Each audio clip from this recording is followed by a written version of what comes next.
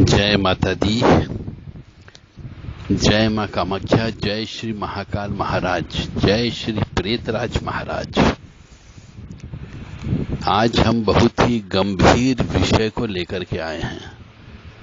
ज्ञान की बात है, हो सकता है आप लोगों को इसका ज्ञान न हो और बहुत ही ऐसा ज्ञान जिस विषय के ऊपर कोई भी कथावाचक व्यास गद्दी पर बैठकर के बात नहीं करता है। मृत्यु। व्यास गद्दी पर बैठ करके हंसी टिठोली की बातें कर लेंगे, पति पत्नी की बात कर लेंगे, प्रेमी प्रेमिका की बात कर लेंगे, नाचने गाने की बात कर लेंगे, परंतु मृत्यु की बात कोई नहीं करता है। हम वह ज्ञान आपको पहुंचाने का प्रयास कर रहे हैं जो आपको कोई नहीं दे सकता। बहुत यूनिक ज्ञान आपको आज मृत्यु के बारे में हम बता रहे हैं। तो काली काली महाकाली, काली के पापनाशिनी, खड़ग हस्ते मुंड हस्ते, काली काली नमस्तते। यानी मां भगवती आद्य शक्ति काली जो शमशान में निवास करती है, शमशान वासिनी बोला जाता है। आज हम उसी शमशान से संबंधित, मृत्यु से संबंधित बात करेंगे आपसे। डरो मत और घबराओ मत, क्योंकि जीवन की सच्चाई है, मृत्यु तो होना है। स्वयं की भी होना है, बेटे की भी होना है, बेटी की भी होना है, पत्नी की भी होना है। कभी किसी पिता के सामने अपने बेटे की मृत्यु हो जाती है तो अपने पति के, पुरुष के सामने अपनी पत्नी की मृत्यु हो जाती है, और कई बार माता पिता के सामने बहन यानी बेटी की मृत्यु हो जाती है। तो हमारे शास्त्र क्या कहते हैं, आज हम इस विषय पर चर्चा करेंगे।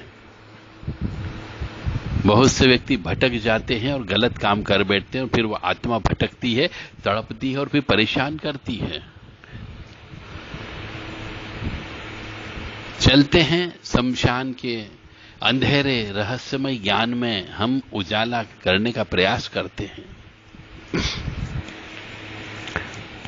तो सर्वप्रथम आता है, शास्त्र ये कहता है और परंपरा भी ये कहती है कि स्त्री को, यानी स्त्री के द्वारा किसी भी मनुष्य को मुखाग्नि नहीं देना चाहिए। स्ट्रेट फॉरवर्ड नियम है, चाहे गांव हो, शहर हो, कोई भी राज्य हो।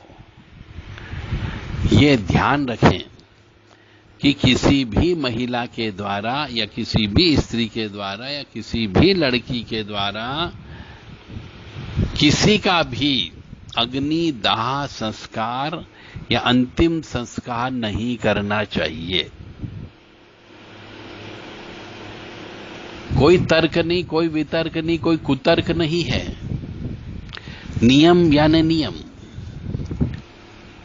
तो स्त्री को मुखाग्नि, स्त्री के माध्यम से मुखाग्नि इसलिए नहीं देना चाहिए क्योंकि स्त्रियों का शरीर कोमल अंग से भरा हुआ होता है और स्त्री के द्वारा ही इस सृष्टि का जन्म होता है।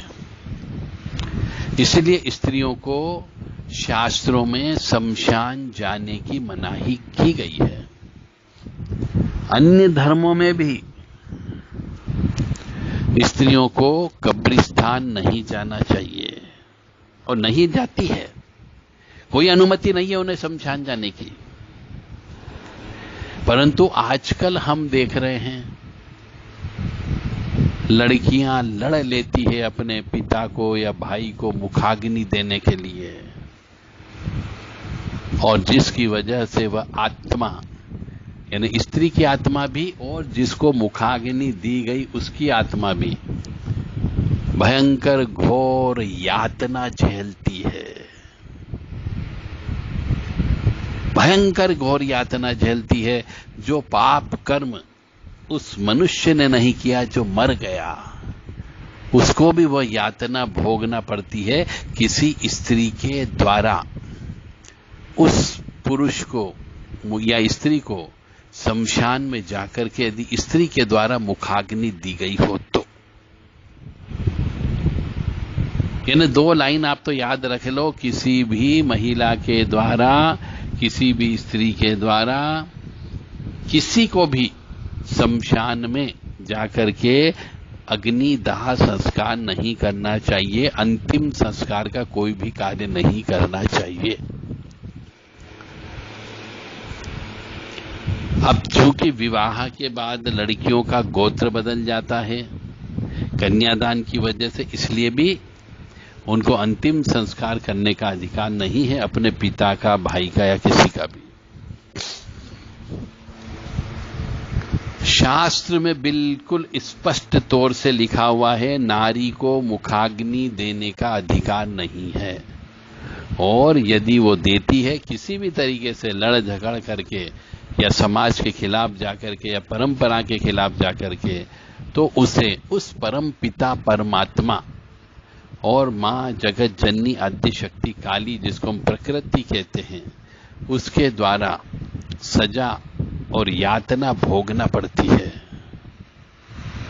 अपनी आंखों से आप तो देखो कि ऐसी कौन सी लड़की है जो आपके शहर में स्त्री है जिसने अपने पिता को या भाई को या पति को मुखाग्नि दी और बाद में उसका क्या हश्र हुआ। आंखों से देखो, प्रैक्टिकल करके देखो कि क्या उसके बच्चे पैदा हुए, क्या उसका विवाह अच्छी जगह हुआ, क्या वो सुखी रहती है, क्या वो विकलांग नहीं हो गई, क्या उसको लकवा नहीं लगा, क्या उसको तरह तरह की बीमारियां नहीं लगी। अगर कोई स्त्री ऐसा करती है तो उसे अनेकों यातना भुगतना पड़ती है। मैं यातना शब्द का प्रयोग कर रहा हूं। शास्त्र क्या कहता है एक बार और, कि छोटे बच्चे यानी कुंवारी लड़कियां यदि मर जाती है, कुंवारी लड़कियां ने जिनका हम पूजन करते, जो मासिक धर्म से नहीं हुई हो, और छोटे बच्चे यदि मर जाते हैं तो इनको जलाना नहीं चाहिए।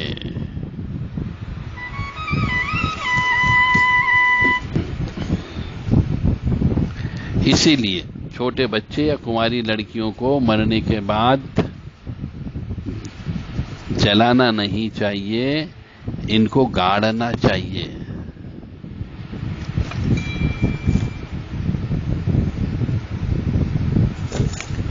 और लिंग पुराण के अनुसार कोई भी मनुष्य किसी के लिए भी पिंडदान और तर्पण कर सकता है।